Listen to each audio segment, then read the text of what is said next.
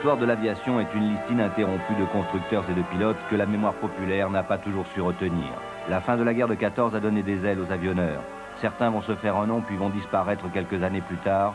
Charles Gourdou et Jean Le Seur sont de ceux-là.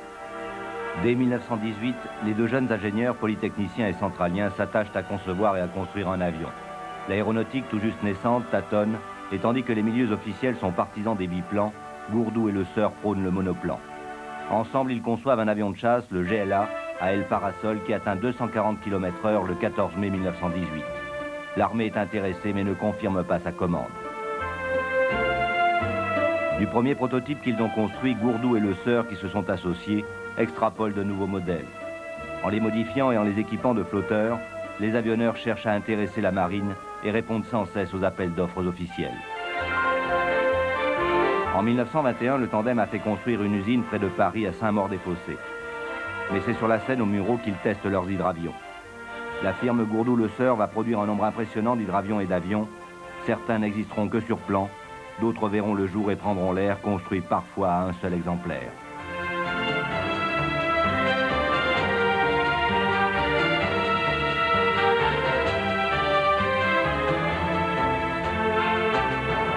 En fait, les deux avionneurs jouent de malchance et les marchés importants filent entre leurs mains comme l'eau entre les flotteurs des appareils qu'ils mettent au point.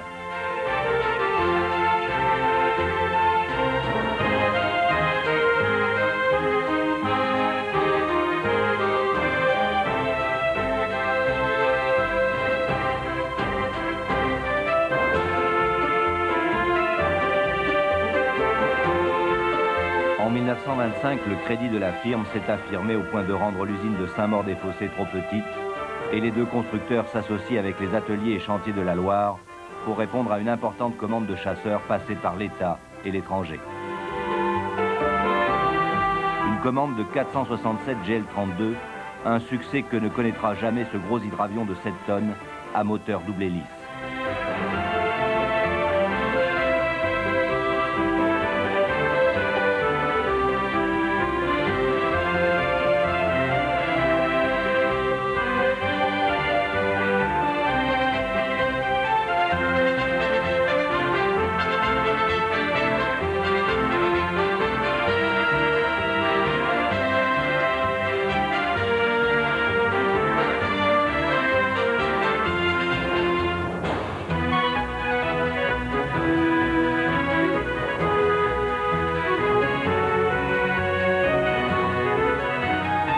Charles Gourdou et Jean Le Seur ont toujours su s'entourer de pilotes d'essai hors pair.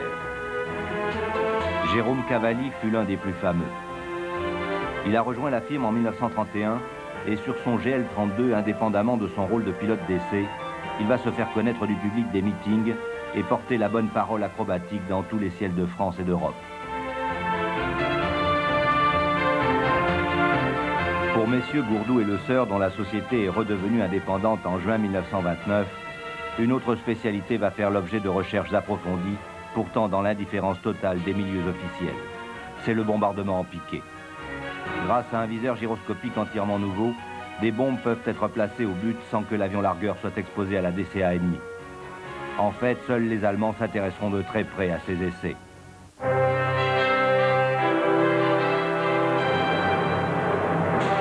Les années passent et les avions sont de plus en plus fortement motorisés. Des moteurs de 180 chevaux qui équipaient les premiers appareils de la firme, on est passé allègrement à plus de 500 chevaux, toujours dans l'espoir d'intéresser les militaires. La chasse aux performances est depuis longtemps ouverte et les exercices de style des pilotes comme Pierre Lemoigne démontrent la toujours plus grande maniabilité des avions.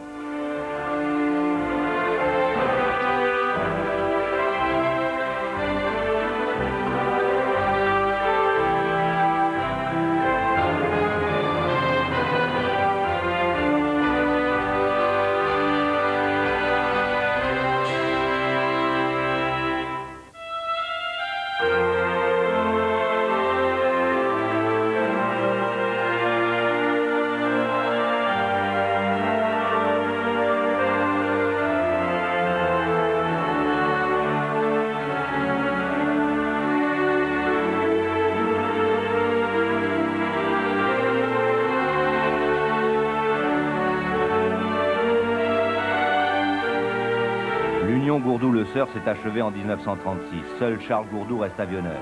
Avec Cavalli, il met au point un bombardier en piqué dessiné par l'ingénieur d'origine polonaise Georges Brunner. Malgré ses ailes de mouette et ses performances, l'appareil restera au rang des prototypes. Ingénieurs de génie, Gourdou et Le Seur ont incontestablement contribué à faire progresser le domaine de l'aéronautique. Pourtant, comme une vingtaine d'autres avionneurs de l'entre-deux-guerres, leur nom ne figure pas aux pages des dictionnaires.